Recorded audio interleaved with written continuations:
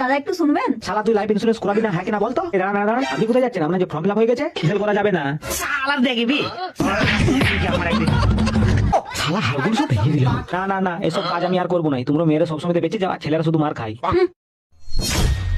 কাল তো একটাও লাইফ ইন্স্যুরেন্স করানো হলো না। যে ছেলেটা কাজ করছিল সেও তো ছেড়ে দিল। দেখি আজকে একটা হয় কিনা।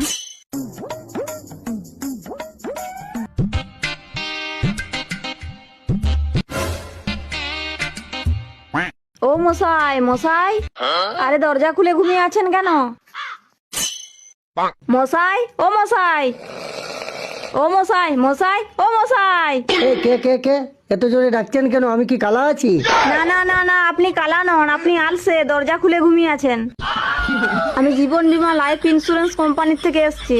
আমাদের কোম্পানির থেকে একটা অফার চলছে। কিসের অফার? আপনি যদি কোনো দুর্ঘটনায় মারা যান, আমাদের কোম্পানি থেকে 10 লাখ টাকা আর একটা আইফোন দেওয়া হবে। হেট, এটা কোনো অফার হলো?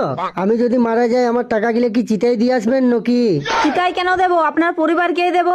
আপনাদের দেওয়া আইফোন দিয়ে আমার সাথে আমার বউ কি আমার ব্লগ ভিডিও বানাবে? আপনি যান তো, বেরান তো। আমার এত সুন্দর ঘুমটা ডিস্টার্ব করে দিলেন। আমার চোখের সামনে থেকে দূর হও। শালা ঘুমটা মাটি করে দিল। শালা ভিখারির বাচ্চা চলে এসেছে। যান, আমার গেটটা লাগিয়ে দিয়ে যাবেন।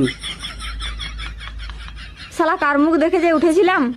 একটাও ইন্স্যুরেন্স করাতে পারলাম না। এবার মনে হয় আমার চাকরিটাও গেল।